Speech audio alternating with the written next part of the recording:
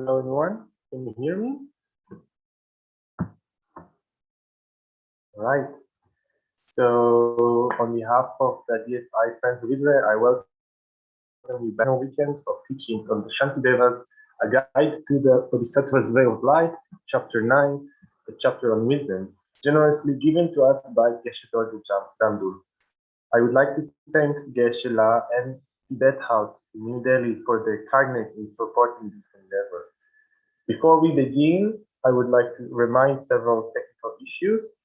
First, the teachings are recorded and presented live on the DSI YouTube channel, where you can find many more recordings and lectures.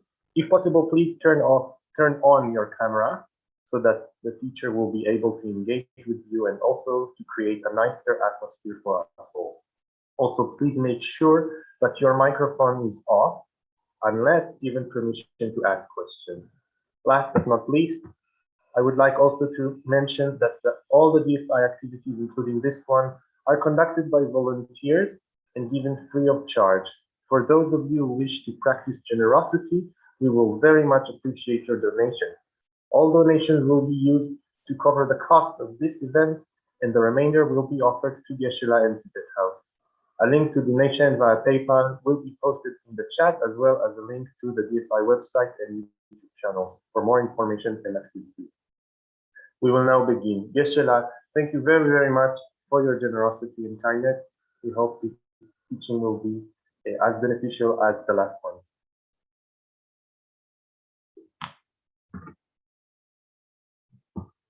Good morning, Venerable Shahala, Leorala, and the Tom, and Gilala, and all of you. As Tom explained, so those who are not from the Dhamma Friends of Israel,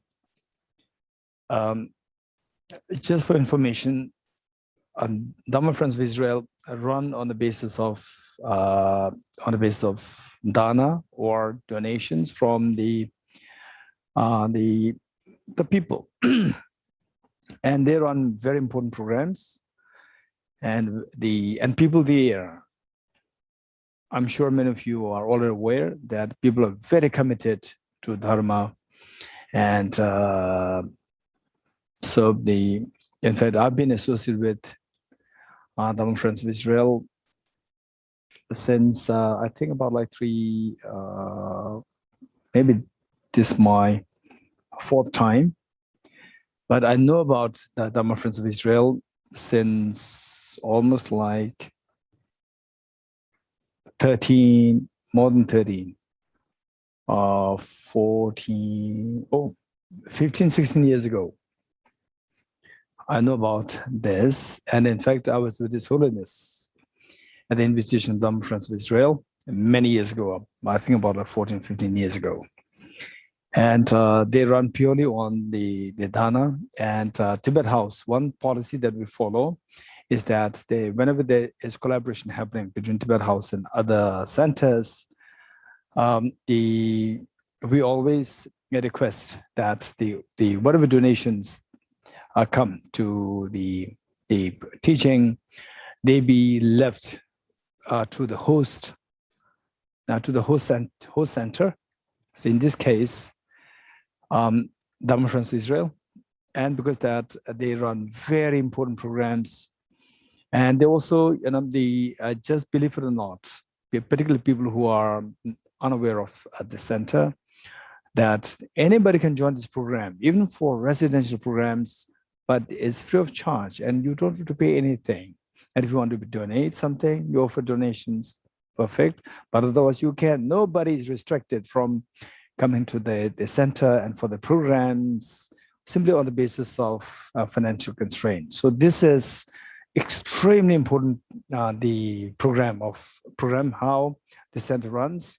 So there's no exception, meaning that since Tom already made the announcement, Tibet House. Tibet House, we are being supported by the Indian government financially, and so therefore we never have to make this kind of announcement, number one. Number two, that the Tamil Friends of Israel, they run on Dana, and they really help. They let people, they invite, embrace people from any walks of life. So that way, that's very helpful. And then as I said earlier, the policy of Tibet House, that whatever dana or the offering or the donation that the participants make will stay with the center, Dhamma Friends of Israel, and be used for the Dhamma activities of the center, and no need to offer it to Tibet House. Okay, so this is the clarification that I like to make here. Okay, good.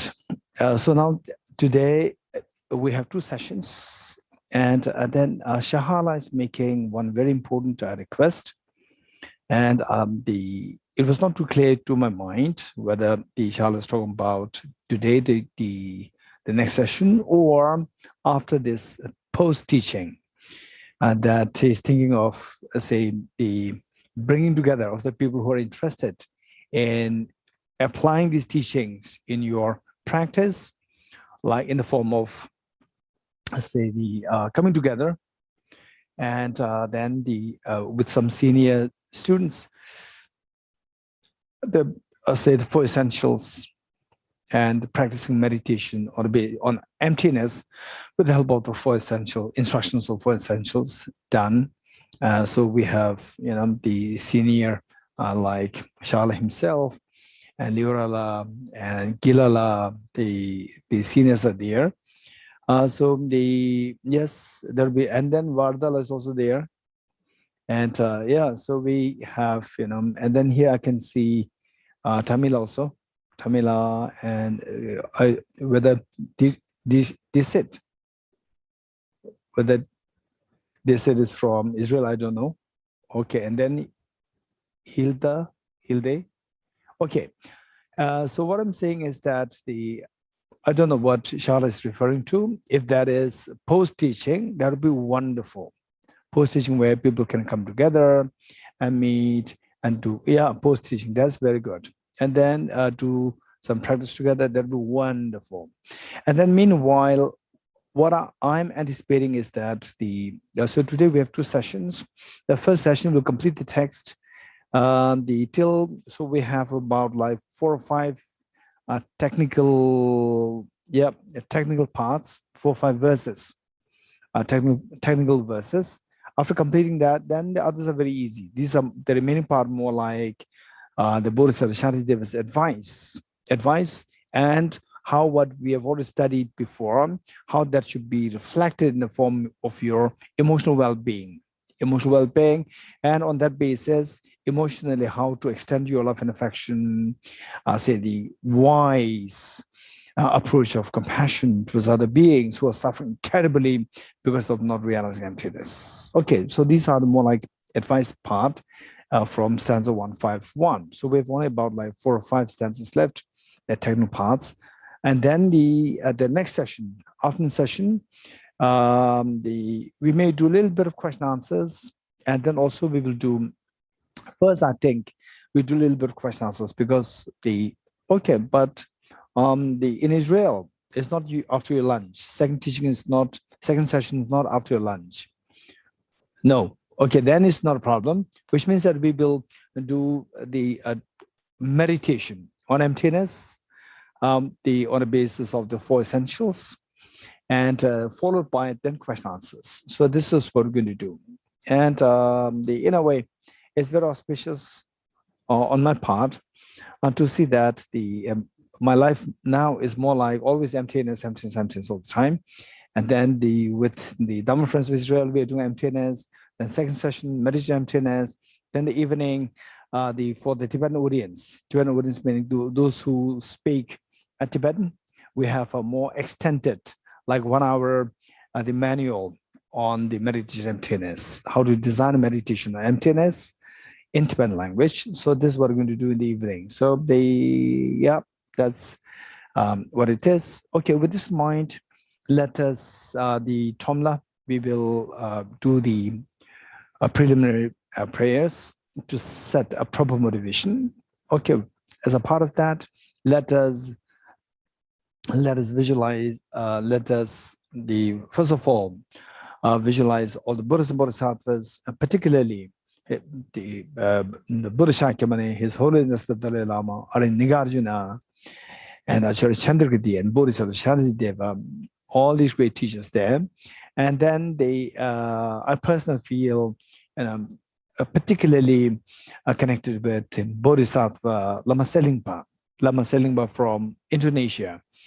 And then the student, Lama Adishadebungara Sri Gyana, for the reason that the teachings on bodhicitta, which is like the main stem of the Mahayana teaching, which we inherited from His Holiness, and then from all the lineage masters, they all came to Tibet from Lama Adishadebungara Sri Gyana, who in turn received all these instructions from Bodhisattva Lama Selingpa in Indonesia. And Indonesia, he happened to be prince, and an incredibly great contributor to the Buddha Dharma there, and he really took the responsibility on his own shoulder to disseminate Buddhism there in Indonesia. And of course, he was so well versed in the philosophy, the practice, and taking the chief responsibility in disseminating the Mahayana teachings there in Indonesia.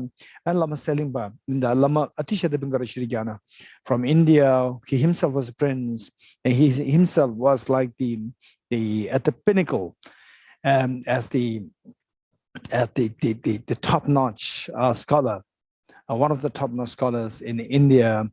And then he, having heard the fame and the integrity, the practice, and the power of the Bodhicitta, the manifestations in this great teacher, Lama Selingpa, so he could not resist from going to meet and receive teachings from Lama Selingpa. He spent about like total 11 months on the way before he actually met on the sea, and then may have docked in some places in Malaysia, and again by the sea. So this is how total he spent about 11 months on the way by the sea to meet with this great teacher Lama Selingpa. So these great teachers, they are really like the pillars of the Buddha Dharma to bring about the peace, happiness, and the elevated beings from suffering. So today we have His Holiness the Dalai Lama. So these are the great enlightened beings. So let us reinforce the visualizations, all these great beings, and these beings in the light of great affection, love, affection, and compassion, and embracing the way the mother embraces you when you were such a tender young child, age 1, 2, 3, 4, 5, so forth. Just invoke that thinking, that thought for a while.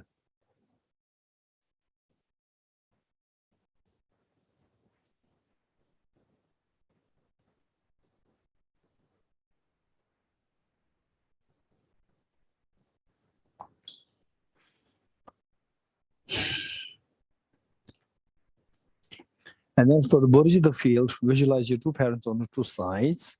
And now that we have been together for the last few months, twice in a week, so we know a little bit of the benefit of what is the meaning of transcending the ordinary people's thinking and having clash with the parents and so forth. These are all the indications of the ordinariness. We can't expect the parents to be enlightened beings. And if they're enlightened beings, they behave, sometimes they show anger into us, anger and so forth towards you. And then you're going to say, okay, look, this is supposed to be an enlightened being, and being so, they're unkind. They're also ordinary beings. But the manner in which they have been so kind to us, which is something in this world nobody could do. So that is something which makes them so special. So in this connection, the two parents and all our family members, including the children and all dear mother sentient beings living on the side. And here you should be like the mother who is so matured and love and affection simply embraces all the beings with total the care attention, and protection.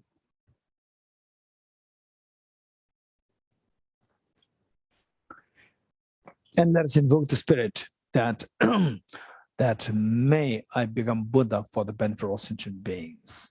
Let's take a few seconds to invoke the spirit.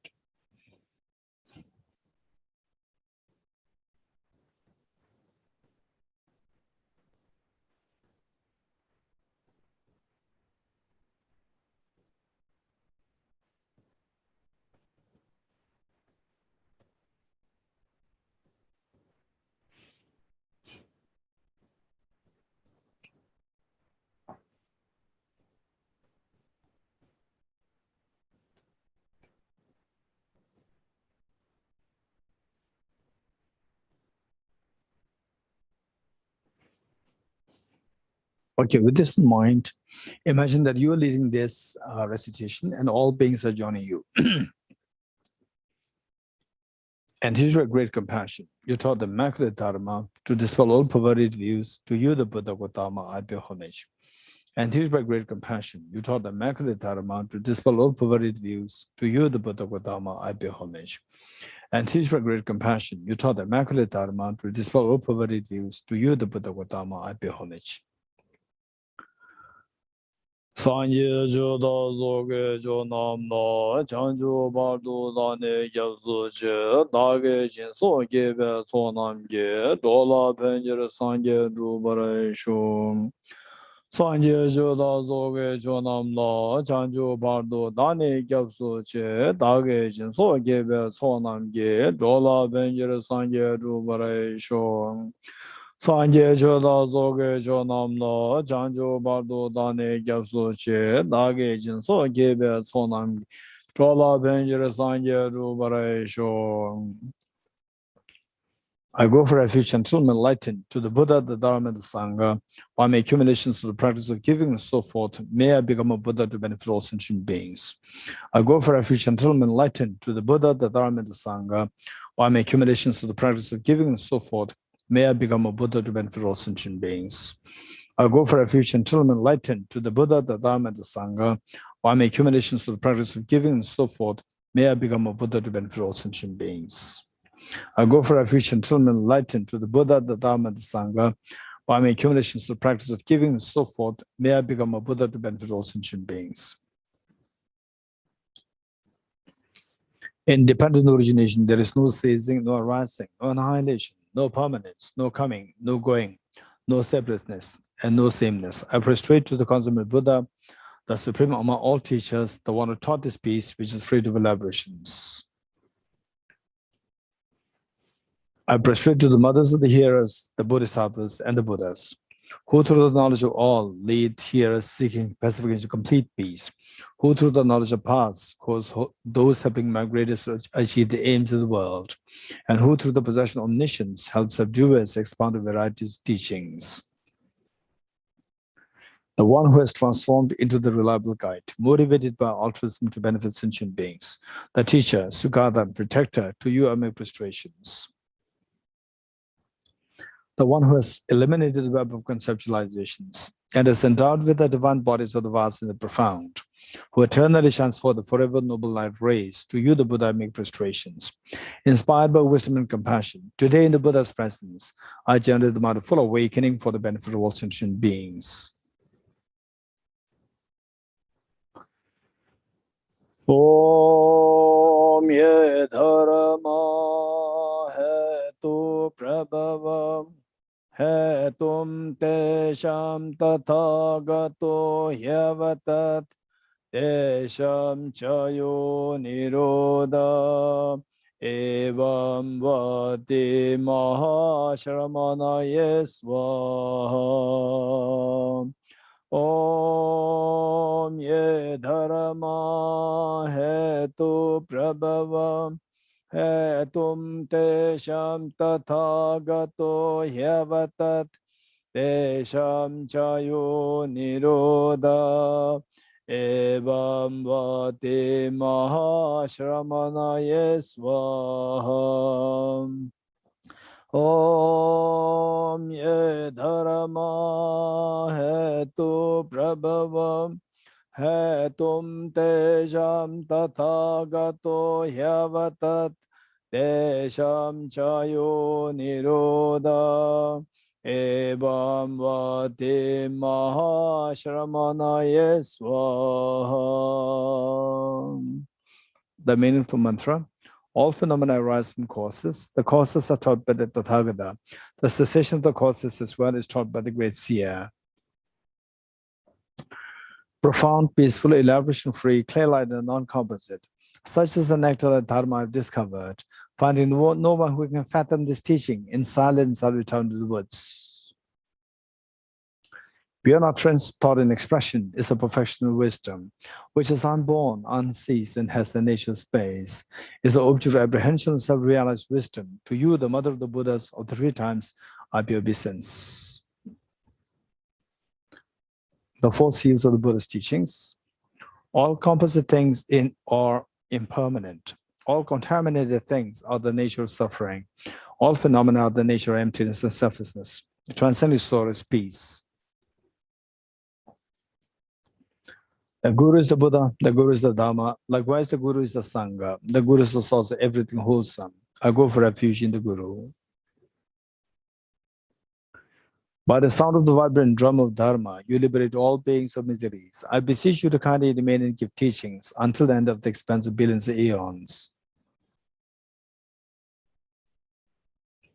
The Buddha does not watch the negativities of beings, nor does he remove their miseries by his hands.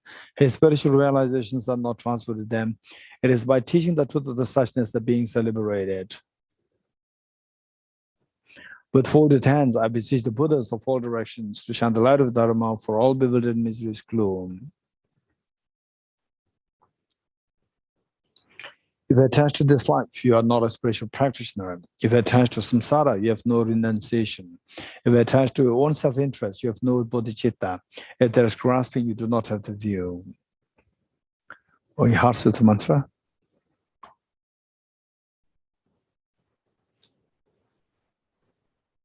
Okay. As we recite this mantra, the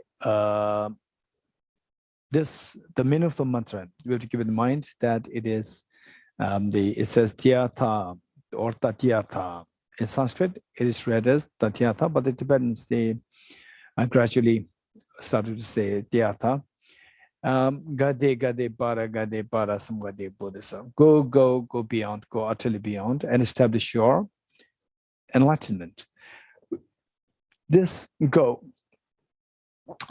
indicative of a journey. It's not external journey, it's a mental journey. A journey of cleansing your mind of the mental defilements. And it'd be very good if you can say this verse, the mantra. Of course, this was the mantra which was actually said in the front of the Buddha Shakyamuni. And this mantra, to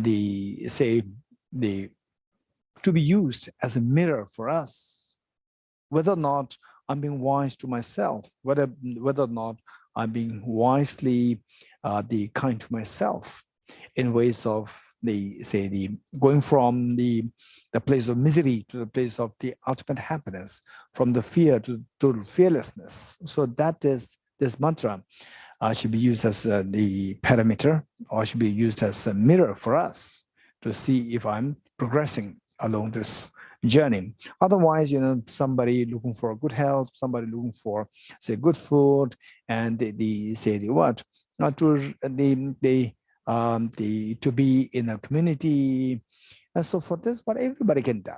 But somebody who is really working to see if your mind is becoming more and more fearless, become more and more happy. So that is something which so less number of people are doing. And finally, what the detergent to cleanse the mind of the defilements, it is only the wisdom of emptiness. So meanwhile, the other things, the practice of compassion and so forth, of course, they do help us to cleanse the mind, but that is on a very surface level. For example, like a cloth immersed in mud.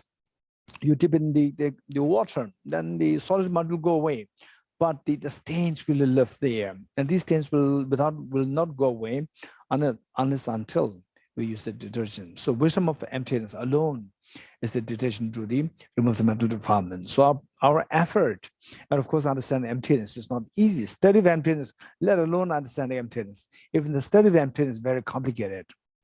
And I used to give the example to the Tibetan audience who are attending this the tennis system, the precious garland on the tennis system by Venerable Kunji Mombo. So I used to tell them that, okay, don't be like the pyramid. The base is so broad and wide, so many people there, and then as we go along, then it becomes the smaller, and then the number keeps decreasing. So I was, in a way, it was very serious, because we need to encourage other people. So I was telling them that don't become like a pyramid. And there was one lady who was maybe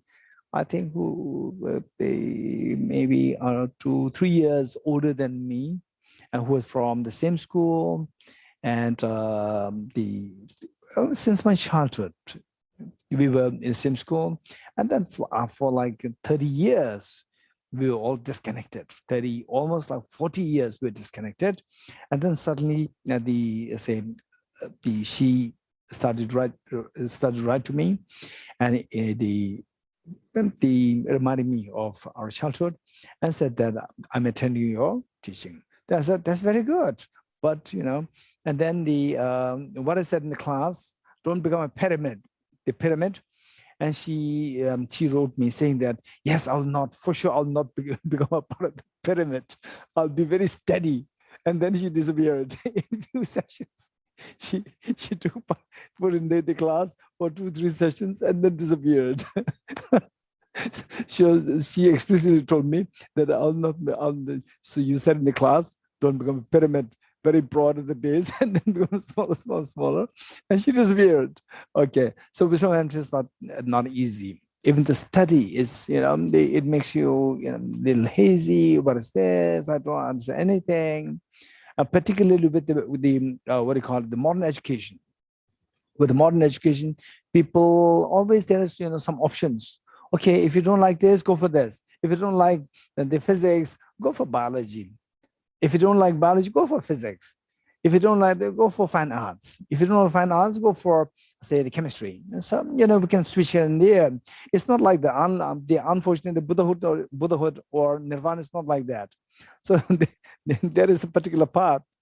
So it's not that physics will take you to nirvana, and the environment will take you to nirvana, social service to nirvana. No, there's wisdom of emptiness. That's the only thing. What do you do? Sorry. So, okay, this little digression. Okay, so fine. Okay, so let us keep in mind that this mantra be used as the mirror for us to really, no matter what, I will hold on to this wisdom of emptiness. And alongside the bodhicitta is so precious. If you miss the practice of bodhicitta, then you miss the real flavor of the Buddha's teaching. Teachings for the Shravaka, Predic Buddhas, these teachings are there, but at the foundation of these teachings, compassion is there.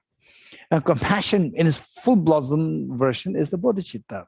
If the practice of bodhicitta is missing, we are doing a great unkindness, being very unwise, because you practice that and it'll take time.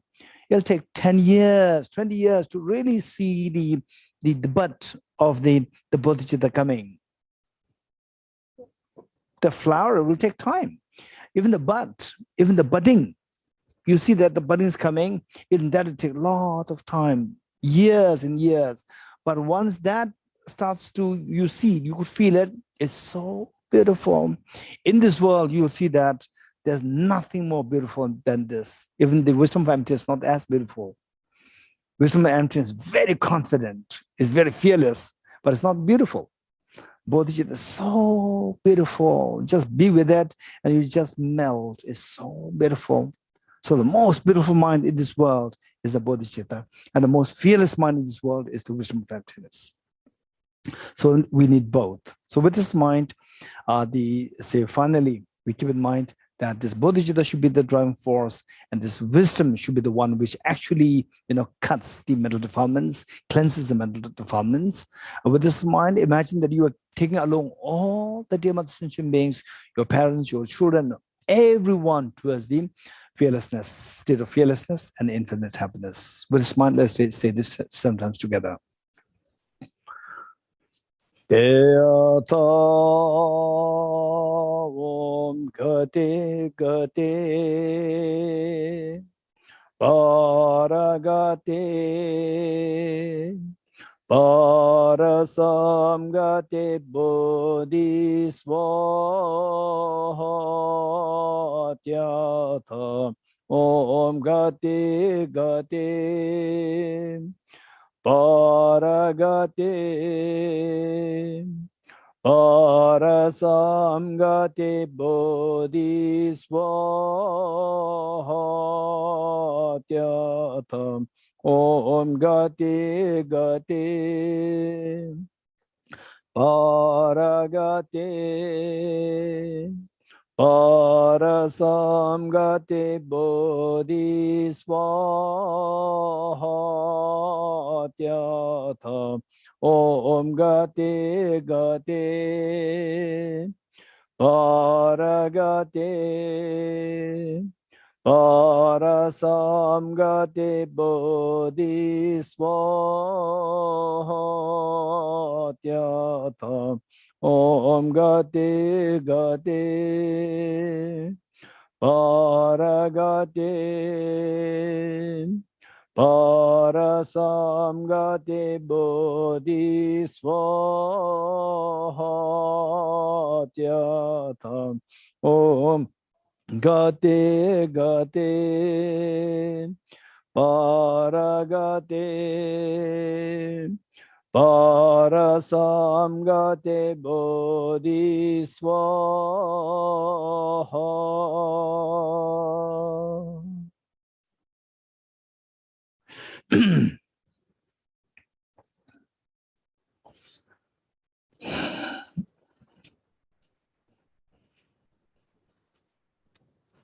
Okay.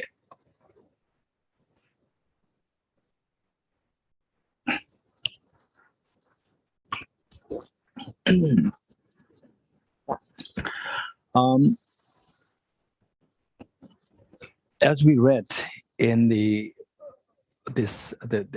one of the passages which says the Buddha doesn't watch the negativities of the beings, nor does he remove the miseries by his hands, nor does he transfer his spiritual realizations to the beings. It's only through teaching the suchness that the beings are liberated. So with this in mind, let's not forget these points. These are so precious, and that the yes, thank you. Thank you. The Buddha doesn't watch the negativities of beings, nor does he remove their miseries by his hands. His spiritual realizations are not transferred to them. It is by teaching the truth of suchness the beings are liberated. Okay, let's think about this verse. The Buddha doesn't watch the negativities of beings. For example, say if you have some sores on the body, then go to a doctor and the doctor wash it. And cleanses with the Dettol or for technical terms. Okay, your problem becomes your problem. The pain is mitigated. Nor does he remove the miseries by his hands. And then, for example, say a child go out and a thorn prick the child's hand, or a glass cuts the feet of the child. Then the mother will take it out. But our miseries, the real miseries, these are just the superficial things which can be taken out, which can be washed, and so forth. And then say his spiritual realizations are not transferred to them. For example, say if the child cannot do the assignment, then the mother will help the child to do the assignment, and so the child has done it. But in terms of the miseries, suffering, samsaric existence, the pains, the fears, the loss of freedom. For this, we can't remove the loss of freedom by, say, the Buddha washing your, say, the negativities, or removing your miseries, or transferring spiritual realizations. It is only through, say, the ourselves. We have to walk the path. We have to say do the actual act of cleansing the mind of the mental defilements. For that matter, we have to uproot the ultimate cause, that is the self-grasping ignorance and the subtle stains. And to uproot that, we have to employ the counterforce, which is none other than the wisdom of emptiness. And this wisdom of emptiness, we have to instill that within us. But for that matter, we need help. So the Buddha can help us in ways of teaching us what is the wisdom of emptiness. So this only way, and it's very strange. Some people, when no matter how difficult the path is, or how difficult the journey or the work is, the resilience is so strong. Where some people, they give up very easily. So why is that? Why there's a difference there? This is all because of one reason. Because we have to keep in mind that we're all dependent originated. You, myself, the Buddhas and the non-Buddhas, everyone, we are all dependently originated, which means that, so where, say, you have the, dependent on the factors, rich factors of the resilience earlier. So in this life, you can become a very resilient person. And say, where you see a purpose there, you don't give up. Where you don't see a purpose, however easy, however nice, you just quit. So this is what you can become. So for that matter, how to build this resilience? For example, laziness is one of the problems of most of the people. Laziness is, for example, say we put on the alarm clock at whatever time, and then we put it off when the alarm clock rings. Again, we put it off. Again, keep it for ooze. What is that word called? Ooze or what? Snooze. You give it a snooze, 5 minutes, again next snooze, right? So these are all our indications of our laziness. Whereas there are some people who are extremely punctual. How come there's some are very punctual and some are very lazy? Majority are lazy. Why? Again, dependent origination. So we have to build, and the laziness, for example, say laziness towards watching movies, and the enthusiasm towards the wisdom of emptiness. That's amazing, right? If you're lazy towards the watching movies, and there's a tremendous zeal and enthusiasm to the wisdom of emptiness, that's amazing. Some people are there, but very rare though, very rare. So can we become one like this? Watching a movie will never make you become enlightened, will never make you achieve fearlessness and the ultimate happiness. Whereas the wisdom of emptiness, yes, it will take us to a state of the fearlessness and eventually to ultimate happiness. Okay, so for that matter, what should we do now? So for that, the thing is that it is about how rich you are in these factors, which will give you the resilience, which will give you the sense of enthusiasm towards the Dharma. This, we have to make ourselves rich. How to make rich? It is by, let's say, the putting effort in study more on emptiness, but think about the benefit. These verses. Remember these verses, recite these verses, which says the Buddhas do not watch the negativities of the beings. Okay, I have the problems, I have sickness, aging, death, tension, stress, and so forth. And these are a result of the mental defilements. And Buddhas cannot watch these deep mental defilements for me. Nor does he remove the miseries. Then my miseries. The Buddha can remove the miseries like aging, death, tension, stress. No, cannot do that. And then no, the Buddha can transfer his spiritual realizations. So what should I do? I don't want these miseries. I don't want these fears. What should I do? It is only through showing the suchness that the beings are liberated. Okay, which means that I have to practice the wisdom to see the suchness or to see the reality. So this is through these realizations,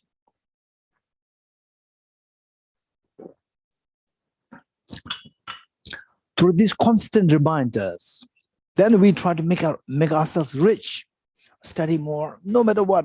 It is not easy to say to go through surgery. Is not easy. It's very difficult. But if there's a tumor, if you're aware of this tumor and this tumor is going to kill you, then you will happily go to do the surgery. Surgery is not fun. It's not a picnic, but you will happily go to do that. So likewise, study of emptiness is not easy. It's not at all easy. Okay, and in fact, the one time what happened was that we began this program known as the Bodhisattva retreat. The first one, when we announced that, there was one gentleman who actually signed up to this program 1 year ahead.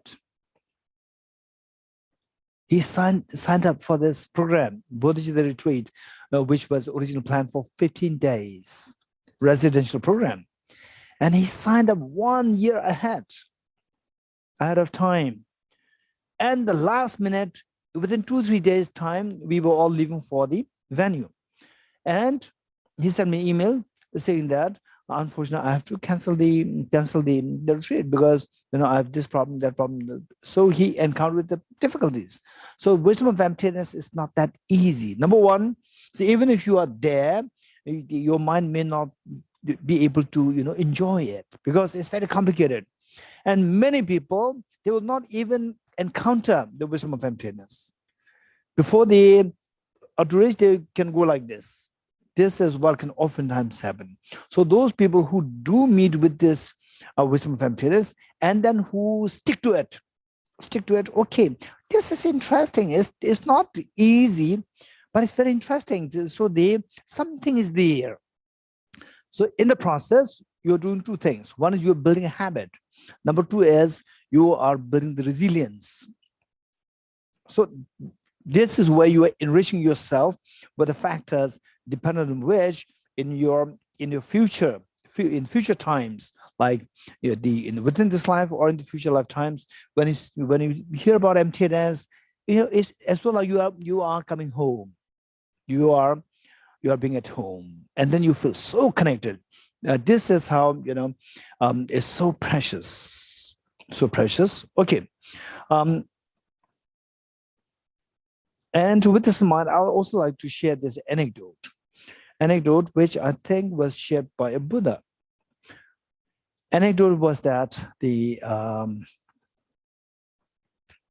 there was a group of people, about like 100 people. They were going for a picnic alongside the river. I don't know nowadays where the people go for a picnic, but when I was young, in the school days, we always go to a picnic, a place known as Baksunat. There was a river there, waterfall, river. We go there. The moment I visualize that place, it gives me a sense of picnic, even today, because that was the place where we go for picnic all the time. Everyone goes to that place for picnic. And then these 100 people, they went for a picnic there along the river, and 3 people out of 100, 3 people, they sense something. That, okay, this river, how it flows, it is not a good indication. Soon, within like 1 or 2 hours, there's going to be flood. So we have to cross this river, otherwise we'll all die. And these 3 people, they want the whole group, but the people there, the remaining 97 people, they were so unhappy to hear that you are simply spoiling our picnic. And then you do whatever you like. We will continue to have a picnic. And the 97 people, they are just picnicking, making food, dancing, singing, and so forth. And 3 of them, they sacrificed their picnic.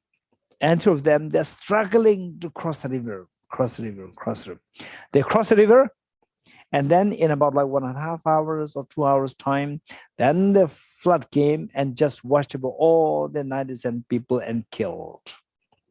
So this is the metaphor, the analogy of we the beings, how we are being washed away in samsara every time, washed away in samsara without being wise to think of crossing the river of the samsara.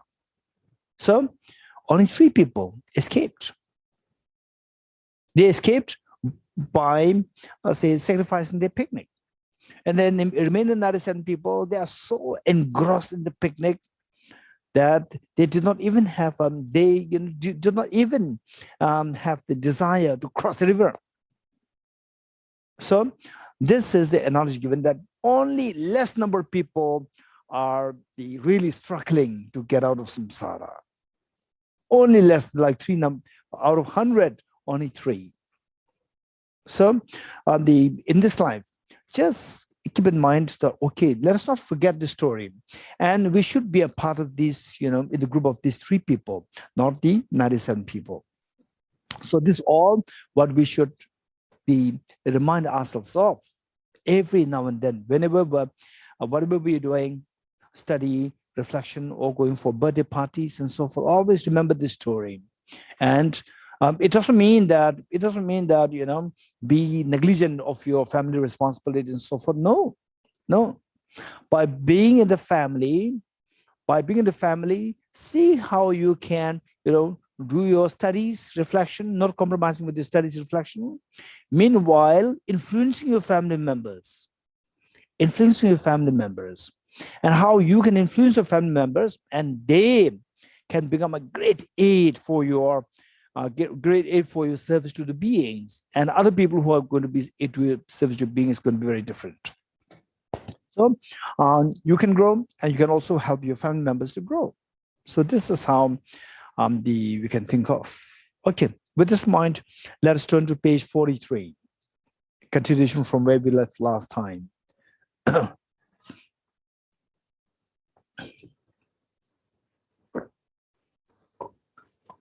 Okay.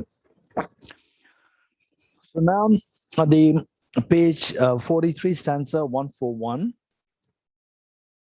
Thank you. Here it says summary. So this is another way of a logical assertion, or say another way of presenting that the absence of true existence or absence of objective existence. So last time we did mention about what is known as the presenting the view of emptiness related to the results. So where it says that the result and the cause, these two, the result, for example, let's say you plant an apple seed and the apple tree grows out of that. So apple tree is the result and the apple seed is the cause. So this result, is it given rise to by the seed while the seed is intact, which means the seed and the result together, simultaneous, existent, or in the absence of the seed, the result comes into being. Or with seed, without seed. In other words, say this is known as with the seed, the result simultaneous, or without the seed, the result, or with seed and without seed both and result, and no seed, no non-seed and the result. So 4 options. So that is this analysis done, and those of us who may not be too familiar with what is known as tetralemma analysis, we have to learn this. We have to learn this, and it's not difficult. It's just a matter of how you try to make your mind more flexible in the reasoning. And we all have the potential to become equipped with a very fine reasoning power. We all have the capacity, and never underestimate yourself thinking that, okay, no, when I was in school, I'm not good in mathematics, I'm not good in reasoning, I'm not good in physics. Don't think everything like this. This is simply underestimating your potential. Okay, so with this in mind, let me say this again, the summary. Say the cause and effect. The cause gives rise to the result. Let's say the apple seed gives rise to the apple tree. So the apple seed gives rise to the apple tree, that's fine. We all accept. Bodhisattva Shantideva accepts. Nagarjuna accepts. And then finally, the Buddha accepts that the cause gives rise to the result. This is how the law of karma operates. But opponents believe that everything exists objectively, not from the subject, but purely from the object. If the cause giving rise to the result is purely from the object, not from the subject, then you end up in these contradictions. This reasoning that Bodhisattva Shantideva is employing now, this is actually rendered by Nagarjuna in his text, Mula Madhyamika Karika. Okay, so if the cause, apple seed giving rise to the apple tree, if that happens purely from the object, then by employing the ultimate analysis, so you should be aware of the concept ultimate analysis and conventional analysis, meaning that, for example, okay, where is Shahala? Then Shahala, lifts his hand, and I'm here. That's perfect. When you say I'm here, don't say your hand is the Shahala. Don't analyze like this. So don't go too close towards the object. If you go too close to the object, then you will never find Shahala. His hand is not Shahala, his body is not the Shahala, his mind is not Shahala. You will never find it. From distance, what you see, just stay there. This is how the conventional world says that Shahala exists, that each one of them exists. Okay. And the COVID, right? How do we know the existence of the COVID? It spreads so fast. Within a very short span of time, so many people, they get headache, and then they suffer from the oxygen, the lack of oxygen, the suffocation. Within a short period of time, it just spreads so wild, which means something is there. We don't see what COVID virus is, but something is there.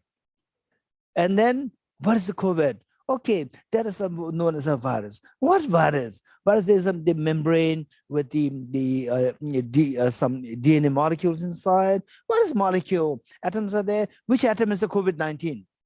COVID virus? No. If you go too close, then the concept of COVID dissolves. COVID makes no sense. But COVID is there. It's undeniable fact. The COVID does exist. So likewise, each one of us, whole world exists. So, but the problem is, when you believe things exist objectively, then it should be seen by the mind which analyzes the ultimate. What is from the object, the mind which goes closer to this object, that should be able to see this object. And what is that mind known as? Ultimate analysis.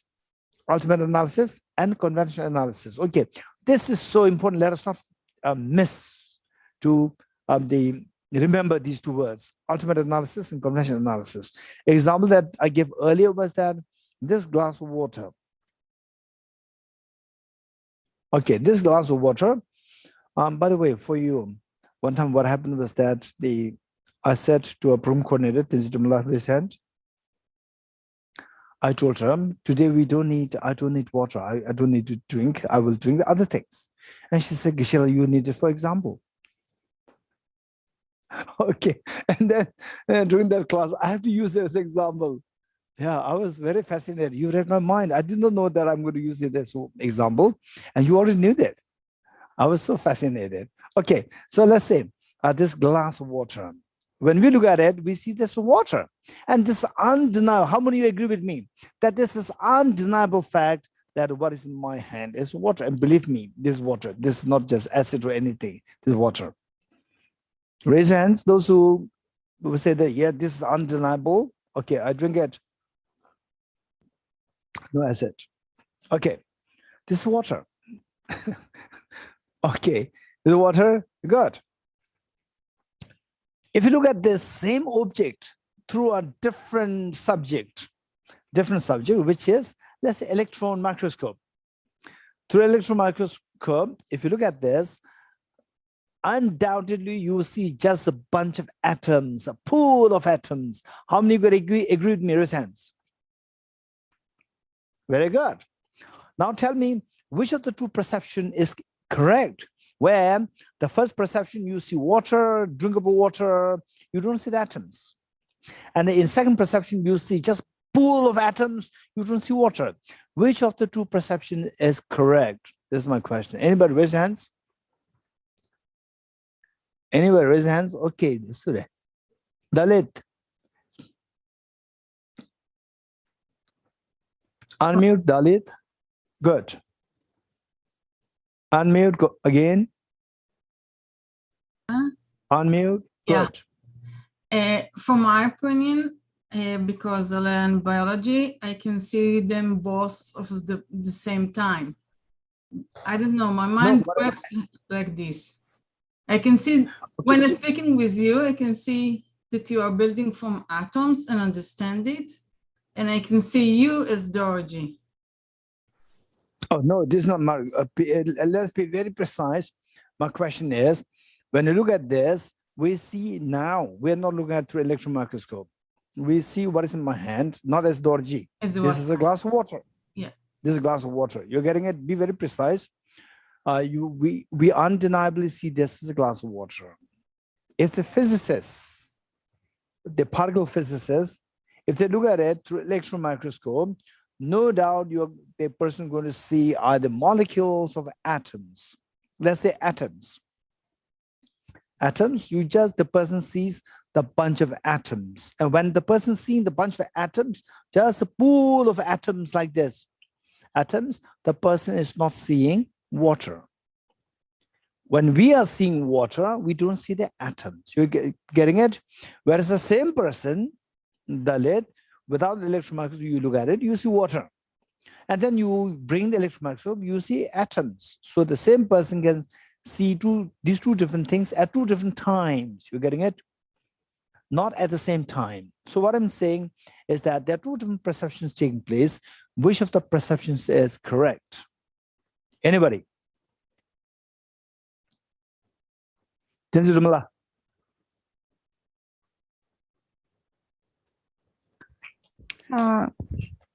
Geshe, I think both of the perceptions are correct. We need to see with respect to whom we are talking. With respect to us, when we perceive the water, it is a correct perception. And then if scientists check it through the electron microscope, with respect to him, he will get another perception, which is also correct. So we need to see from the subject side. Okay. Do you know that, say, when you're seeing this water, while you are seeing this water, same time, in your mind, can you imagine that if I look at why you continue to look at this water, continue to look at it for 10 minutes, you continue to see this water. In the process, within this 10 minutes, can you imagine that if I look at it through electron microscope, I'm going to see a bunch of atoms? You're getting it? Okay. So the point is that with respect to you, which of the two perceptions is correct?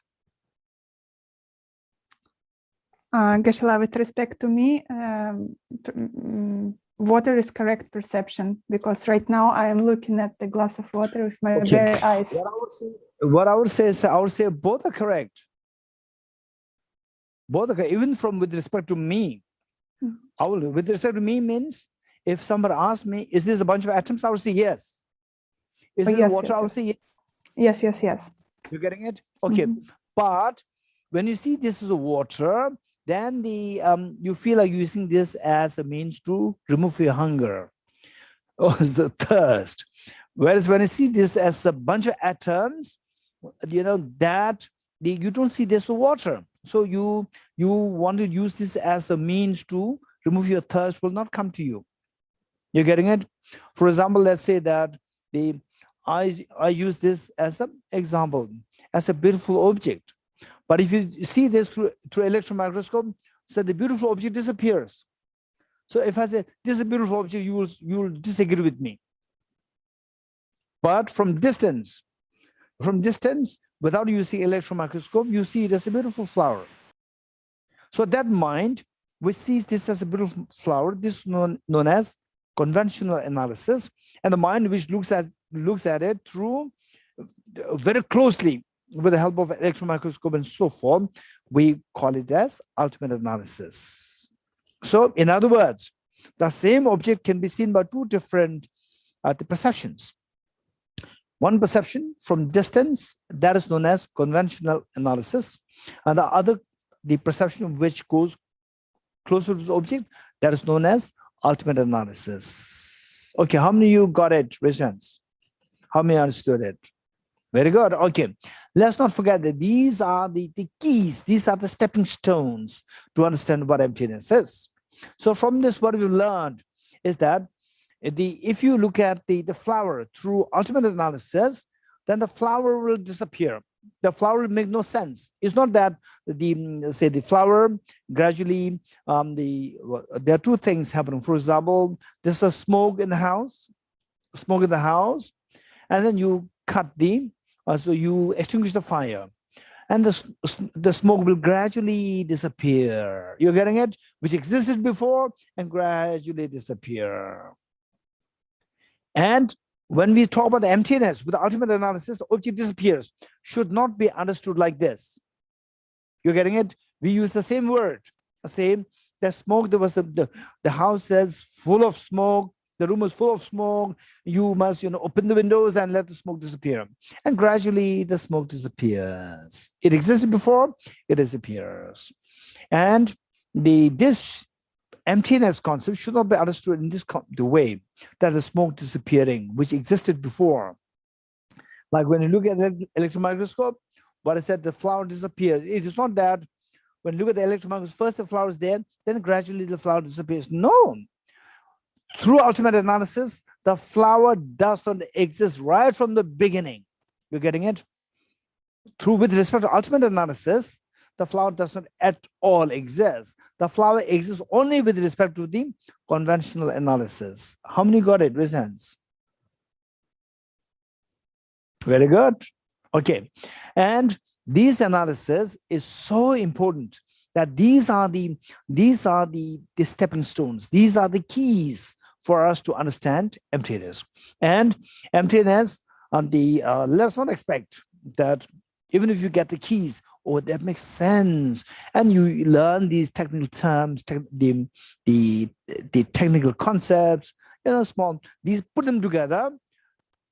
At first, you are creating a concept which is totally in opposition to your natural way of thinking. What is your natural way of thinking? Self-grasping ignorance.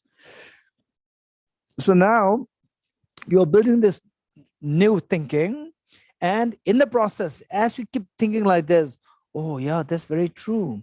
The water, it appears as water, but if I look at the same object through electron microscope, then there's no water, right? Every time you do this, let's say that this is the self-grasping stain of self-grasping ignorance. Every time you think like this, where's the water? If I subject to this ultimate analysis, where's the water? What is not there? Every time you do this, you are making a mark, scratching the self-grasping ignorance. And self-grasping is so badly embedded in a mind. And we can't expect that, you receive a teaching on this, and then, or you attend a teaching on this from His Holiness the Dalai Lama, the ultimate teacher today, and then, wow, emptiness, right? It will never happen. So we have to scratch. whether it's His Holiness or unity yourself or with anybody. So, you are in the process of scratching. Whereas sometimes, if you go to get a teaching, and for the teaching, you get what is that? Entry pass. That you'll get the entry pass. But the self-grasping ignorance, wow, emptiness, this is not happening. You get an entry pass. Entry pass is not the wisdom of emptiness, right? So what I'm saying is that this is how we should not be too ambitious with the study. Okay, I'm being so, yes, this is very important. The Buddha doesn't watch the negatives of being. It is only through showing the suchness, truth of suchness that being liberated. Yes, I'll listen to the truth of suchness, and then nothing happens. Don't expect that. Every time you do this, there's a scratch happening. This is how we gradually grow.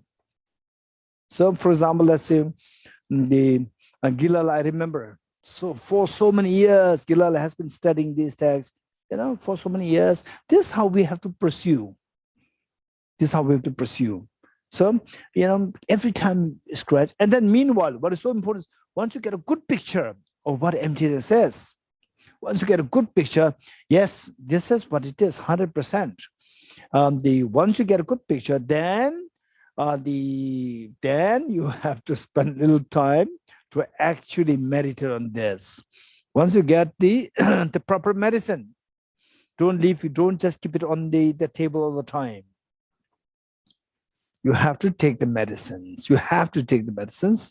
On a daily basis. You have to dose of the medicines on a daily basis, and then gradually you will feel the effect. That is how it works. So first we have to create a solid ground of the studies. Okay. So now the point is that if the apple seed gives rise to the apple tree, apple seed gives rise to the apple tree. Apple seed given rise to apple tree, this is undeniable fact. Nobody can deny this.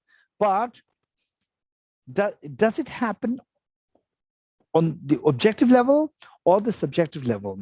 If you see that the apple seed is intrinsically or objectively given rise to the apple tree, then it is not happening from this subject. If it's not happening from the subject, then to see this, the apple seed given rise to apple tree, you must not look at it through conventional analysis. You must use the ultimate analysis. And the ultimate analysis should be able to see this. But with the ultimate analysis of any object, the object cannot sustain or they cannot withstand this analysis. In other words, object will disappear or will make no sense. Okay, so now let's see the seed and the result. Seed and result. Seed gives rise to the result. Yes, the fruit. Yes, but if it does, the seed giving rise to the fruit, if it happens objectively, then it should be findable objectively. So we have to employ the ultimate analysis. How do we employ the ultimate analysis? Employing the ultimate analysis, there are so many ways of doing it. One of which is that to see, okay, now go towards the object, the seed and the fruit. Seed and fruit, are they together?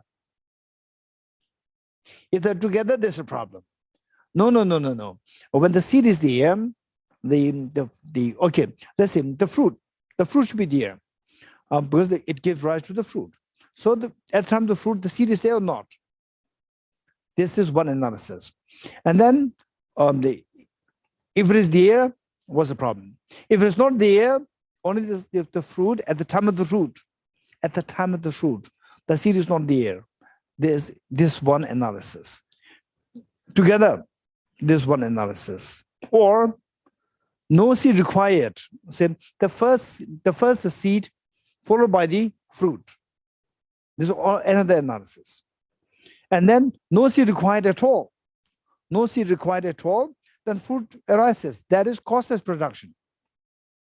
This is also another analysis. So the point is that no seed required, only fruit, or with seed, but the seed and the fruit together, or the fruit without the seed meaning the seed, earlier seed gone, earlier seed was there, but it's gone, or with seed and without seed both. with seed and without seed both, we cannot really imagine it. This is in a way, this is the worst kind of the acceptance. This is a really crazy idea to say that seed is existent, seed is non-existent. So part of we should leave no stone unturned when this analysis. So what are the possibilities? One is without the cause, the seed, the fruit comes to being, one option. Number two, yes, the seed is there. Yes, the seed is there. Then when the fruit is arising, the seed ceases. This is option 2. Then option 3 is seed and fruit together. And then next one is with seed, without seed, another option. So now all these 4 are subjected through ultimate analysis. With the ultimate analysis, we come to know that all these 4 cannot be held. So we reject that. So what's the problem?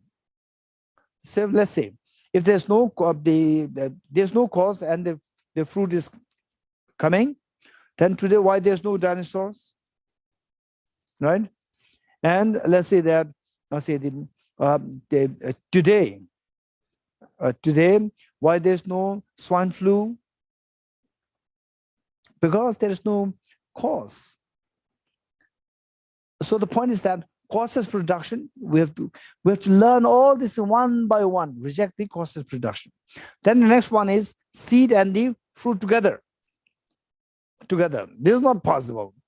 Okay, anybody on how many of you would not be happy to see the apple seed and the apple tree which this seed gives rise to? These 2 are together. How many are not happy? Raise hands. Okay, those of you who are not happy, just tell me the reason. What reason would you give? Anyone? Raise hands. Just raise hands. Okay, Tomla. Tom? When the tree is there is no seed, so how come they can be together? Okay. Tomla is yes, Tomla is saying that when the tree is there, the seed which gives rise to the tree should disappear. But the opponent is saying that if these 2 are together, what's the problem? Anybody? I agree with Tomla. Anybody else? Anybody raise hands? Raise hands. Raise hands. Shahala? If the seed is the cause of the tree, then as the cause, it cannot exist at the same time as the result. Okay, good, Shahala. Thank you. In fact, the Tomla, what you said is the same thing what Shahala is saying, but Shahala is putting it in the logical way. So saying that the seed and the result that this seed gives rise to, these 2 cannot be together. If these 2 are together, then the seed should be the cause. But at the time of the seed, the effect is already here. If the effect is already there, what's the use of the seed? If there's no use of the seed, then the seed is not the cause. Then it's not the cause. So if it is already there, then there's no need of this cause. If the effect is already there at the time of the seed together, then, for example, let's say that, let's say that I need somebody to, let's say that Ruchita ji says that, oh, Geshe, you've been to Israel. I said, yes. And then Ruchita ji is the Ruchita then said, okay, Ruchita, if you want to go to Israel, you need somebody to help. And Ruchita is already there in Israel, right? And the person A is with Ruchita ji, and I asked person A, what are you here for? Oh, I am helping Ruchita ji to get to Israel. No need, she's already in Israel. She's already in Israel. You're not there to help her, right? So already there. So the cause and effect, if they're together, then the cause is supposed to make the fruit or the result to come into being, and the result is already there. Why do you need the help of this seed which is together? If you say no, these two are not together, then it is like the seed was first there, then the seed is giving rise to the fruit, and in the process the seed disappears. So seed and the fruit, these two are not together. This is how we accept. We all accept. But if you accept objectively real, then the problem is that the seed is not there and the fruit alone is there. So this fruit, if it exists independently, it should not be dependent.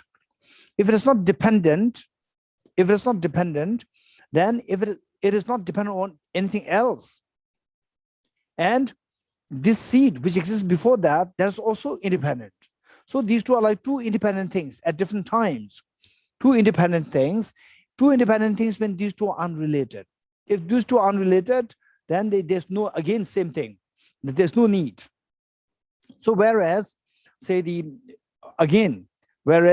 if the causes production is worst, causes no production can happen, and together is not possible. And the seed before and the shoot or the result later. So if it exists objectively, there's a problem. What's the problem? That the shoot that is objectively, independently, truly, they all mean the same. It should exist truly or independently. If it exists independently, nothing should be able to affect this. So which means even the cause which you said that it preceded this, even that should not be able to affect it. So again, it's totally irrelevant. So what's the choice? Why all these contradictions happening? All because of the belief that there is something objectively being given rise to. That arising happens objectively. This belief is the mistake.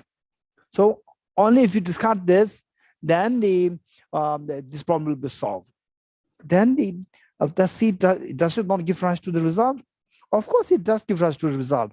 How then? Not from the object, from the subject. Okay, this is how we have to understand it. So those of you who got it, well, good. And those who got it, they appreciate it. Still, I appreciate you to think more of this. And those who feel a little tough, don't underestimate your potential. Just keep studying it, and it'll these are all gradual process. It will happen. It'll come to you. Okay. Now let us read the text. Let us read the text. Okay. Stanza 141. Therefore, when analyzed in that way, with the ultimate analysis where the opponents believe that things exist objectively, nothing exists causelessly. So first of all, causeless production, without any cause, then things come into existence. This is ridiculous. Although we say ridiculous, but in real life, saying we don't look for the cause. When there's a problem, we try to fix it right there without looking for the cause, which means that somewhere we are tainted by the belief in a causeless production. So this must be rejected. These we have to practice in this life to reject this causeless production. How many of you disagree with the causeless production? Raise hands. How many of you disagree with causeless production? Very good. But just see, believe it or not, that oftentimes in our mind, when something happens, we become angry. You're getting it? We become angry. When we become angry, this is a very clear indication that we are not looking at what causes this error or the problem. If you look at if you track the causes, you'll be amazed your anger will subside. You're getting it? So the fact that we become angry, which means that somewhere this mind is tainted by the belief in causeless production. Why should this happen? If you look at the causes, then there's no room for anger. Anger subsides. So this is very beautifully presented by Bodhisattva Shantideva in chapter 6, chapter on patience. Okay, so let's not digress too much on this. Therefore, when analyzed in that way, nothing exists causelessly. Things do not exist in their condition. Okay, now I'll say the one causeless production is rejected. Then let's say that the seed, the water, the sunlight, and then the soil, and these are the causes. Same. Now the apple tree growing out of that apple tree, does it exist in these seeds? The seed? No. Water? No. Soil? If you go to the individual, the causes conditions, is that the apple tree? No. It says nothing exists causelessly. Things do not exist in their conditions. Condition meaning causes and the conditions. Each of the causes and conditions, they are not the effect, whether individually or collectively. Individually, the individual causes and the conditions, they are the apple tree? No. Or collectively, there's the apple tree? No. So in your mind, I know that no, it's not that particular cause, but this will give rise to the effect. This is what you are, what's coming in your mind. How many agree with me? Okay, good. Next, 142. A thing does not emerge from something else, which means that, okay, now that if these are not the things from which if these are not the seed, the soil, the water, and so forth, if these individually, they are not the apple tree. If these are not the apple tree, then where is this apple tree coming from? Or is it something different from these conditions? Different from these conditions as the apple tree comes into existence? No. A thing does not emerge from something else. Something else meaning outside the causes conditions. So that's also easy. Does not abide, nor does it go. And things, and they say, we talk about, let's say that, okay, I'm in Israel for a few days, I abide in Israel. So objectively, there's nothing there who abides there, or there's nothing there who goes away from Israel. Objectively. Say, for example, who abides there? Let's say, who abides there? A bunch of atoms. And a bunch of atoms is not Dorji. Individual atoms are not Dorji. So where is that Dorji who abides there? Again, no way to be seen. Objectively. And then no one leaves. Again, if you believe in objective, that there's something existing is objectively, and how many of you believe in objective existence? Raise hands. We all, right? We all. So, okay, how many of you sometimes become excited, sometimes become sad? Raise hands. That's a clear indication that we believe in objective existence. We believe in objective existence.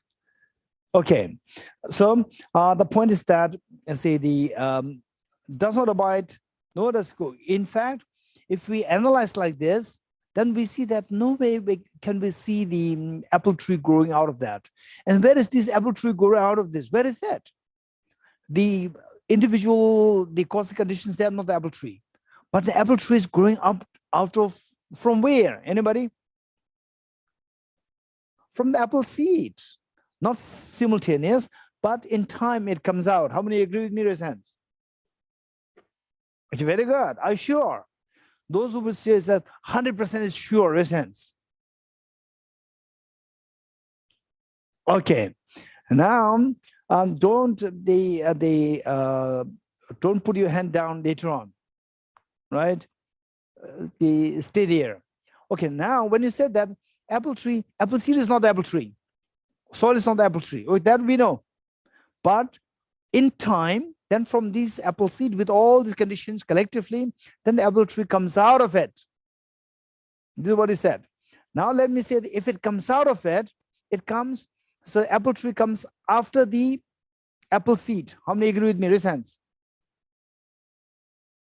Oh, very good. Okay, so this phenomenon known as apple tree coming out, this phenomenon known as apple tree coming out, does it exist or not? Those who said yes, it exists, raise hands. Apple tree coming out of the seed exists, raise hands. Of course it does exist. If it doesn't exist, how can the apple tree come out? Okay, so this phenomenon of coming out, or this phenomenon of production of the apple tree, act of production, act of producing the apple tree, it happens when? At the time of the seed or at the time of the apple tree? Raise hands. Okay, okay, Tom, yes. Okay, at the time of the seed? No, raise hands. No, just wave hands. No. Okay, so this act of apple tree arising, it is at the time of the apple tree. Raise hands. No. Okay, the tummy, yes. If it is at the time of the apple tree, why should it arise? No need to arise. It's already arisen. It's already apple tree. No need to arise. It's already apple tree. You're getting it? So when does this act of arising happens when? At the time of apple seed or after the apple seed? Raise hands. Okay, where are all those hands coming up, which came before? Okay, Tom. So it happens after or before the seed? After. No, after the apple tree, before, at time of the seed or after the seed? Tom? After meaning at the time of the apple tree? No. No, which means apple seed, then there's a time gap, there's a gap year, and then the apple tree. So apple tree and apple seed, these two are not consecutive. There's a gap. This gap. During the gap, the apple seed, where did you go? So apple seed and the apple tree, this gap, there's no connection between the two of them. Yes. There's no connection. No. No connection. No connection means this apple tree did not come from the apple seed. It did come from the apple seed. Which means they're connected. Yes, but there's a gap. There's a gap. You're getting it? There's a gap. So for example, says some people, the BBC and many of them, they were analyzing for 12 years, where did Jesus Christ go? You know, there's a gap. They could not locate it. You're getting it? Tom, for 1 year, Tom disappeared. Where? Right? So there's a disconnect there. Okay, so this is a problem. So where is the arising? Okay, Leorala is a lawyer. She will, defend.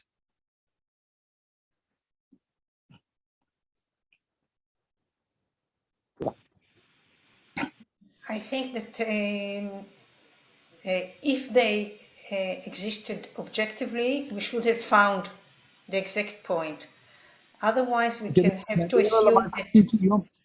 Leorala, my question to you is, the apple seed, apple tree growing out of the apple at seed. The same time, it has to no. The act of producing, act of production. This act of production, did it happen or not? It happened. It happened. It happened at the time of the seed or after the seed? Both at the same time. I have to assume that. Yes. Okay, it happened at the seed also. Yes, otherwise it wouldn't make sense. The this is what I'm production, saying. Existing, aging, and coming out of existence all happen in the same time. Oh, which means that the apple seed and apple tree, these two at the same time. Yes. Oh, wow, that's amazing. Oh. Okay, when a child is born, the old man is born. Well, Old men not and the child used to conventionally, not conventionally. together. But when I analyze it, so I have to assume that yes. Conventionally, Okay, so not. with Conventionally analysis, separate. then you find objective existence. If you don't analyze, then no objective existence. When you analyze, then objective existence is found. Is this what you're saying? When I analyze, there's no objective existence. That's when I No, don't you have found analyze, this they with the, separate. When I analyze so it, when you I analyze, don't then find. when you analyze, then you found the act of arise, the seed and the seed and the fruit, the seed and the result together at the same I time, cannot right? find it separately. Yes. Or which When means I these are not analyze it, I together. cannot find it. When you analyze, you cannot find them. When you analyze them, you don't see them together also. Yes. Or So they, okay, good. Okay, this is, in a way, this analysis is, to some people can be a little disturbing in your mind. When I must be like 21 or 20. I came across a book on the commentary on Heart Sutra, and this analysis was given there. I just read it, and my mind was lost in this thinking and the examining where this actual production is at time of seed, at time. Then I could not find it, and my mind just went really, they felt so disturbed. Really felt so disturbed, not being able to find this phenomena of arising, the arising of the result from the seed, could not find it. And then because that the belief, the objective existence was very strong there, and when you can't find it, it contradicts my basic belief. My basic belief started to be shaken in the form of very uneasy feeling and a little bit of disturbance, mental disturbance. If the mental disturbance happens, in a way, it's very good. You're very fortunate. Okay, let's continue. So anything viewed as truly existent by ignorance, how is it different from illusion? So what we're seeing is not really different from the object. It's just what we see. And who creates this perception? It's because of the ignorance that we are creating this perception. It doesn't mean that things don't exist. Things do exist. Things exist in the form of a mere perception, projection by a mind. And what makes us project that is the influence of the ignorance. So when the ignorance is responsible to make you project things and things operate, so how can we describe these things as illusion? What is illusion? Something which you see but do not exist in reality. This is illusion. So why not everything is like illusion? The fact that they do appear, the fact that they do exist, operate, but they don't operate objectively. They simply they operate by means of projection by own mind. So how is it different from an illusion? Okay, so we'll stop here, and we'll come back in 1 hour.